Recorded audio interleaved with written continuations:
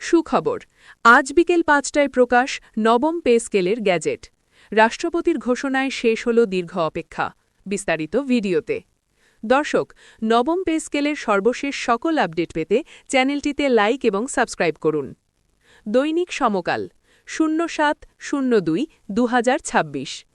আজ সরকারি কর্মচারী, শিক্ষক, পেনশনার সহ দেশের লাখো মানুষ যে সুখবরটির অপেক্ষায় ছিলেন, সেটিই অবশেষে এলো। রাষ্ট্রপতির আনুষ্ঠানিক ঘোষণার মাধ্যমে নিশ্চিত করা হয়েছে, আজ বিকেল ৫টায় প্রকাশ হতে যাচ্ছে বহুল আলোচিত ও প্রতীক্ষিত নবম জাতীয় পে স্কেলের গ্যাজেট। দীর্ঘদিনের আলোচনা, আন্দোলন, বৈঠক আর জল্পনার অবসান ঘটিয়ে এই ঘোষণাকে অনেকেই দেখছেন সরকারি চাকরিজীবীদের জন্য একটি নতুন অধ্যায়ের সূচনা হিসেবে। রাষ্ট্রপতি তার বক্তব্যে বলেন, সরকার কর্মচারীদের জীবনমান উন্নয়ন, ক্রয় ক্ষমতা বৃদ্ধি এবং বর্তমান বাজার পরিস্থিতির সঙ্গে সামঞ্জস্য রেখে এই নবম পে স্কেল প্রণয়ন করেছে। তিনি আরও বলেন, এটি শুধু একটি বেতন কাঠামো নয়, বরং রাষ্ট্র ও কর্মচারীদের মধ্যকার পারস্পরিক আস্থার প্রতিফলন। আজ বিকেল ৫টায় গ্যাজেট প্রকাশের মাধ্যমে এই পে স্কেল আনুষ্ঠানিকভাবে কার্যকর হওয়ার পথে বড় একটি ধাপ অতিক্রম করবে। ভিডিওর শেষ অংশে আমরা গ্যাজেট প্রকাশের পর বিস্তারিত বিশ্লেষণ, কোন গ্রেডে কত বেতন বাড়ছে, কারা কতটা সুবিধা পাচ্ছেন, সেসব তথ্য আপনাদের সামনে তুলে ধরব। তাই সম্পূর্ণ তথ্য জানতে আমাদের সাথেই থাকুন, ভিডিওটি শেষ অবধি দেখুন এবং নতুন আপডেট পেতে চ্যানেলটি সাবস্ক্রাইব করতে ভুলবেন না। নবম পে স্কেল নিয়ে আলোচনা শুরু হয়েছিল বেশ কয়েক বছর আগে। দ্রব্যমূল্যের ঊর্ধ্বগতি, বাসা ভাড়া, চিকিৎসা ও শিক্ষার ব্যয় বেড়ে যাওয়ায় সরকারি কর্মচারীদের একটি বড় অংশ দীর্ঘদিন ধরে নতুন পে স্কেলের দাবি জানিয়ে আসছিলেন। বিভিন্ন সংগঠনের ব্যানারে তারা অবস্থান কর্মসূচি, মানববন্ধন এবং স্মারকলিপি প্রদান করেছেন। সেই প্রেক্ষাপটে আজকের এই ঘোষণা তাদের জন্য নিঃসন্দেহে স্বস্তির খবর। সূত্র জানায়, নবম পে স্কেলে মূল বেতন কাঠামোতে উল্লেখযোগ্য পরিবর্তন আনা হয়েছে। গ্রেড সংখ্যা পুনর্বিন্যাস, এন্ট্রি লেভেল বেতন বৃদ্ধি, সর্বোচ্চ গ্রেডের বেতন পুনর্নির্ধারণ এবং বার্ষিক ইনক্রিমেন্টের হারেও পরিবর্তনের কথা রয়েছে। বিশেষ করে নিম্ন ও মধ্যম গ্রেডের কর্মচারীরা এই পে স্কেলে তুলনামূলকভাবে বেশি সুবিধা পাবেন বলে ধারণা করা হচ্ছে। রাষ্ট্রপতির ঘোষণার পরপরই সচিবালয়, বিভিন্ন মন্ত্রণালয় এবং বিভাগে এক ধরনের উৎসবমুখর পরিবেশ লক্ষ্য করা গেছে।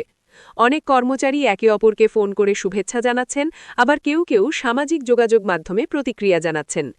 কেউ লিখছেন, দীর্ঘ অপেক্ষার পর ন্যায্য স্বীকৃতি, আবার কেউ বলছেন, এটা আমাদের আন্দোলনের ফল। এই নবম পে স্কেলের গ্যাজেট প্রকাশের মাধ্যমে কেবল বেতন বাড়ানোই নয়, বরং ভাতা কাঠামোতেও পরিবর্তন আসছে বলে জানা গেছে। বাড়ি ভাড়া ভাতা, চিকিৎসা ভাতা, যাতায়াত ভাতা এবং অন্যান্য সুযোগ সুবিধা পুনর্মূল্যায়ন করা হয়েছে। বিশেষ করে বড় শহরগুলোতে বসবাসরত কর্মচারীদের জন্য বাড়ি ভাড়া ভাতার বিষয়টি গুরুত্বের সঙ্গে বিবেচনা করা হয়েছে। অন্যদিকে পেনশনারদের জন্য থাকছে সুখবর। নতুন পে স্কেলের আলোকে পেনশন পুনর্নির্ধারণ করা হবে বলে ইঙ্গিত দিয়েছেন সংশ্লিষ্টরা। ফলে অবসরপ্রাপ্ত সরকারি কর্মচারীরাও এই সিদ্ধান্তে সুফল পাবেন। অনেক পেনশনার বলছেন, দীর্ঘদিন পর সরকার তাদের কথা ভাবছে, এটাই বড় প্রাপ্তি। বিশেষজ্ঞরা বলছেন, নবম পে স্কেল বাস্তবায়ন হলে দেশের সরকারি সেবার মানও উন্নত হবে।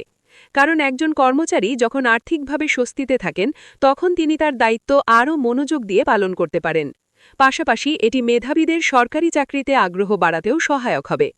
তবে প্রশ্ন উঠছে, এই পে স্কেল কবে থেকে কার্যকর হবে? গ্যাজেট প্রকাশের পর সাধারণত একটি নির্দিষ্ট কার্যকর তারিখ উল্লেখ থাকে। ধারণা করা হচ্ছে, এটি চলতি অর্থবছরের একটি নির্দিষ্ট সময় থেকে অথবা পূর্ববর্তী কোনো তারিখ থেকে কার্যকর হতে পারে, যার ফলে বকেয়া পাওনার বিষয়টিও সামনে আসতে পারে। এই নিয়ে বিস্তারিত জানা যাবে গ্যাজেট প্রকাশের পর। এদিকে অর্থ মন্ত্রণালয় ও সংশ্লিষ্ট বিভাগগুলো ইতোমধ্যে বাস্তবায়ন প্রস্তুতি শুরু করেছে। সফটওয়্যার আপডেট, হিসাবরক্ষণ পদ্ধতির পরিবর্তন এবং বাজেট সমন্বয়ের কাজ চলছে বলে জানা গেছে। সরকার চাইছে, গ্যাজেট প্রকাশের পর যেন দ্রুততম সময়ে নতুন পে স্কেল অনুযায়ী বেতন দেওয়া যায়। আজ বিকেল ৫টায় প্রকাশ হতে যাওয়া নবম পে স্কেলের গ্যাজেট শুধু একটি প্রশাসনিক সিদ্ধান্ত নয়, এটি লাখো মানুষের আশা আকাঙ্ক্ষার প্রতিফলন। যারা দিনের পর দিন এই ঘোষণার অপেক্ষায় ছিলেন, তাদের জন্য আজকের দিনটি নিঃসন্দেহে স্মরণীয় হয়ে থাকবে। এখন প্রশ্ন হচ্ছে, এই নবম পে স্কেল বাস্তবায়নের ফলে সাধারণ সরকারি কর্মচারীর জীবনে ঠিক কী ধরনের পরিবর্তন আসতে পারে? প্রথমত, মাসিক আয়ের পরিমাণ বাড়ার ফলে পরিবার পরিচালনায় স্বস্তি ফিরবে।